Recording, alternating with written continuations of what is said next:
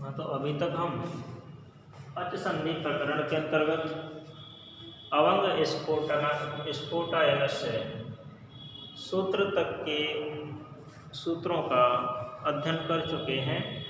उससे उन सूत्रों से संबंधित जो रूप सिद्धियां हैं उन्हें भी हम सिद्ध कर चुके हैं। आज हम बात करते हैं इंद्रेच सूत्र की। इंद्रेच सूत्र से क्या होता है? देखो, सबसे पहले मैं बताना चाहूँगा कि इंद्रेच सूत्र अभंग स्फोटायनस्य सूत्र का अपवाद सूत्र है। क्यों है? क्योंकि अवंग स्फोटायनस्य सूत्र से जो अवंग आदेश होता है वह विकल्प से होता है, किंतु इंद्रेच सूत्र से जो अवंग आदेश होगा वह नित्य होगा, अर्थात विकल्प से नहीं होगा। इसलिए यह सूत्र क्या है? अवंग स्फोटायनस्य सूत्र का अपवाद सूत्र है। तो देखते हैं कि इंद्रेच और इंद्र में, इंद्र से तात्पर्य है इंद्र शब्द परे होने पर एगंत गो शब्द को, एगंत गो से तात्पर्य है गो में जो ओकार है, गो शब्द में जो अंतिम क्या है? ओकार है, वो क्या है? एंग प्रत्याहार का है। किसका है? एंग प्रत्याहार का है। इसलिए इसे हम क्या कहेंगे? एगंत कहेंगे। ठीक है, क्या कहेंगे? एगंत, क्योंकि यह ग के अंत में है। ग के अंत में क्या है? ओ, इसलिए इसे क्या कहेंगे हम? एगंत। ठीक है, तो एगंत गो शब्द को अवंग आदेश हो जाता है। क्या हो जाता है? अवंग आदेश। यह सूत्र अवंग स्फोटायनस्य सूत्र का अपवाद सूत्र है। क्यों है? क्योंकि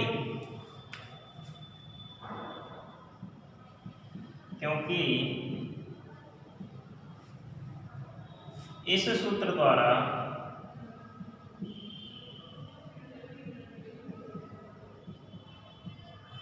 अवंग आदेश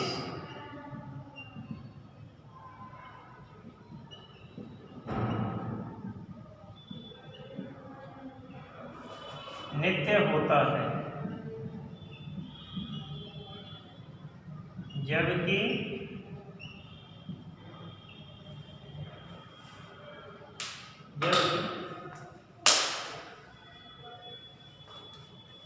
अवंग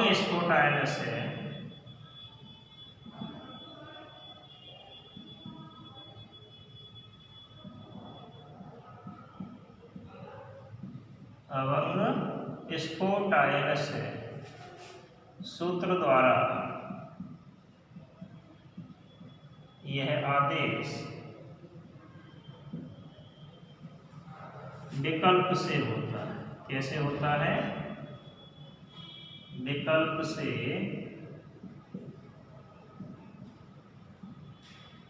आगे हम समझें कि इस सूत्र द्वारा जो अवंग आदेश है वह नित्य होता है, जबकि अवंग स्फोटायनस्य सूत्र द्वारा यह आदेश विकल्प से होता है। इसलिए यह सूत्र यानी इंद्रेच सूत्र अवंग स्फोटायनस्य सूत्र का अपवाद सूत्र है।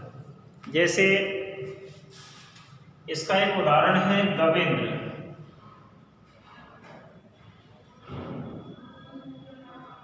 क्या है? गवेंद्र। गवेंद्र शब्द का हिंदी अर्थ क्या होता है? गवेंद्र यानी बैलों में श्रेष्ठ, बैलों में श्रेष्ठ, यह इसका हिंदी अर्थ होता है। ठीक है, इसका जब हम संधि विच्छेद करेंगे तो क्या होगा? गो प्लस इंद्र। हम क्या लिखेंगे? यह असिद्ध रूप। कैसा रूप है? असिद्ध है, क्योंकि सिद्ध कहाँ हुआ है? सिद्ध तो हमें करना है। ठीक है, अब हमें लिखना क्या है? ग, यहाँ क्या है? ओ, इधर क्या है? ई। तो हम लिखेंगे कि यहाँ पूर्व में, यहाँ पूर्व में क्या है, गो एगंत है। क्या है, गो एगंत है। तो लिखेंगे कि यहाँ पूर्व में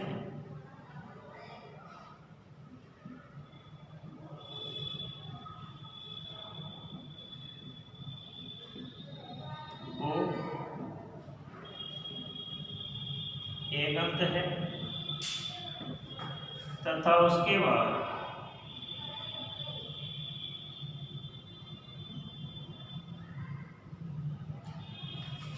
इंद्र शब्द विद्यमान। क्या विद्यमान है, इंद्र शब्द।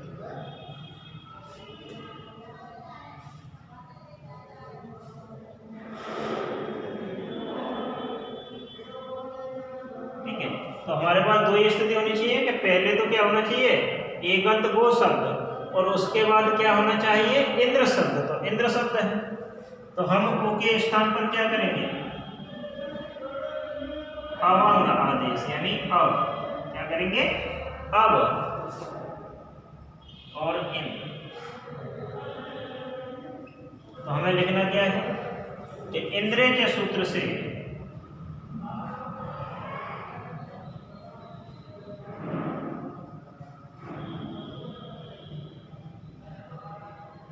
इंद्र चे सूत्र से ओ के स्थान पर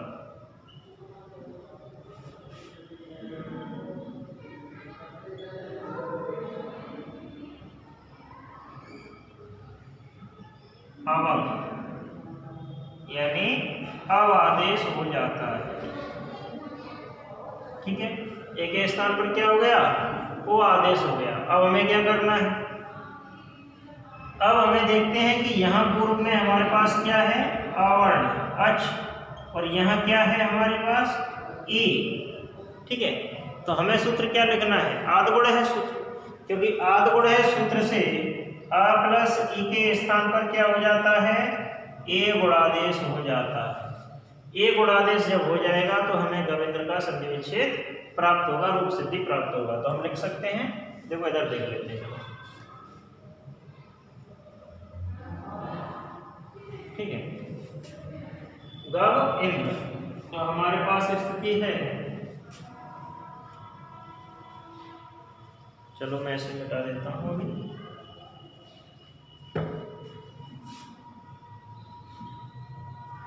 ग अब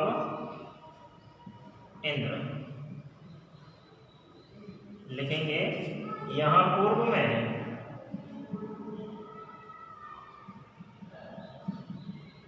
अवर्ण के पश्चात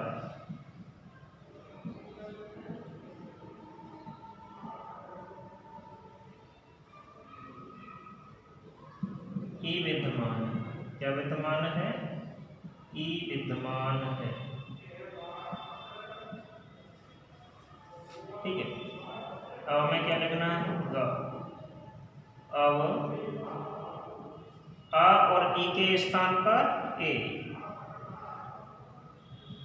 सूत्र कौन सा प्रयोग में लाया जाएगा, आद गुणा। तो लिखेंगे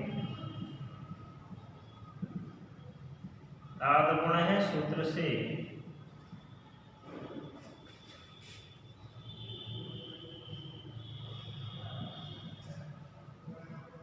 अ प्लस ई।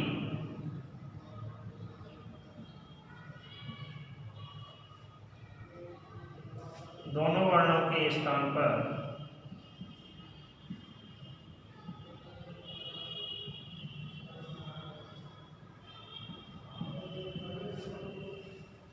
ए गुणादेश होने पर।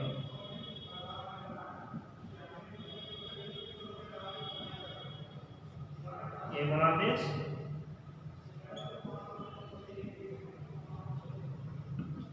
ठीक है, ए गुणादेश जब हो जाएगा तो हम क्या करेंगे, इनको वर्ण संयोग करेंगे। वर्ण संयोग में क्या लिखना है, गवेंद्र। सूत्र कौन सा लिखा जाएगा, अजिनम परेण संयुज्य। तो लिख देंगे अजिनम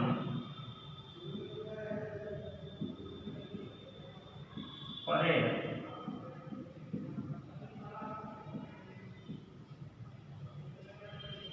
संयोज्यम सूत्र से वर्ण संयोग होने पर, ठीक है, वर्ण संयोग जब हो जाएगा तो हमें क्या करना है, विभक्ति आदि क्रियाएं करनी है। तो गवेंद्र जैसा दिया हुआ है,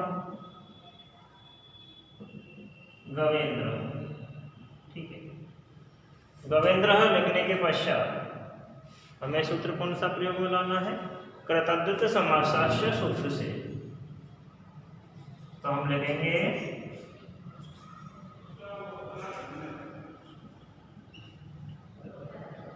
कृतद्धित समासास्य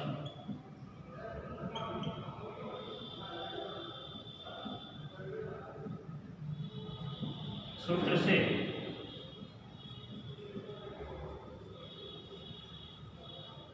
प्रातिपदिक संज्ञा तथा विभक्ति कार्य,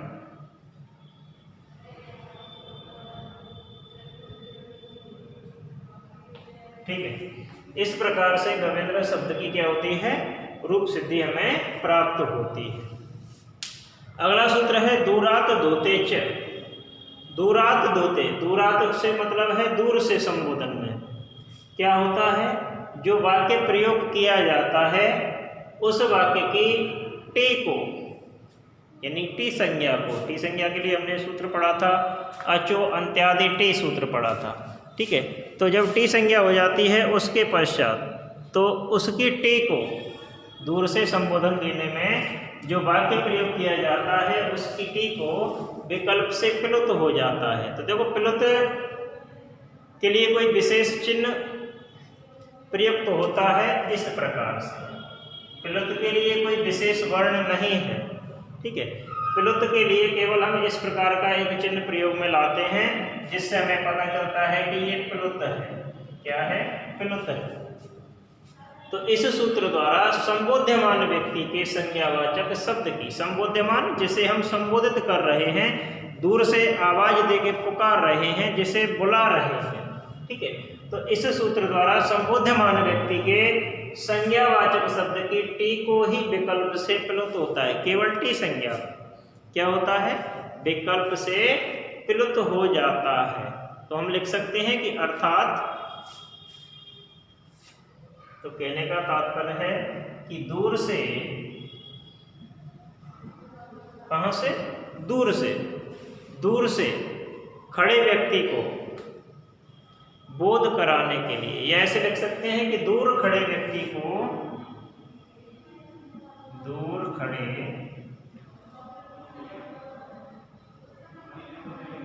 व्यक्ति को ठीक प्रकार से सम्यक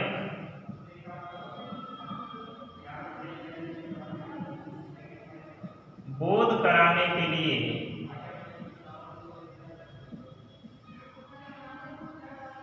दूर खड़े व्यक्ति को सम्यक बोध कराने के लिए क्या किया जाता है, जो आवाज दी जाती है, जो आवाज हम देते हैं, जो आवाज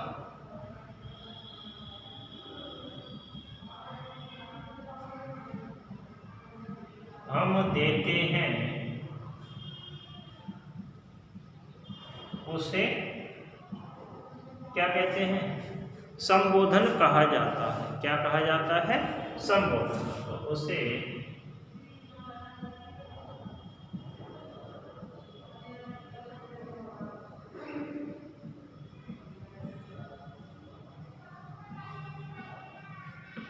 संबोधन कहते हैं। जैसे मैं लिखूं एहि देवदत्त, एहि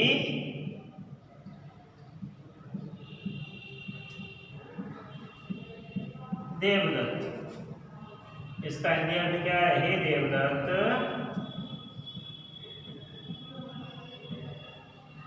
इधर आओ, हे देवदत्त इधर आओ।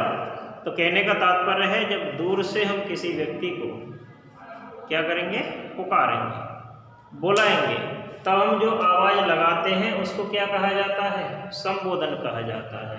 और ऐसे संबोधन की टी को विकल्प से क्या हो जाता है, प्लुत हो जाता है। अर्थात इस प्रकार का एक चिन्ह प्रयुक्त किया जाता है जैसे हम क्या कहते हैं, प्लुत कहते हैं। ठीक है, तो ए ही देवदत्त, इसी सूत्र से क्या होगी, रूप सिद्धि होगी। ए ही देवदत्त शब्द की इस सूत्र से ही रूप सिद्धि हो जाएगी। ठीक है, आगे के सूत्रों को हम अगले अध्याय में चर्चा करेंगे। धन्यवाद।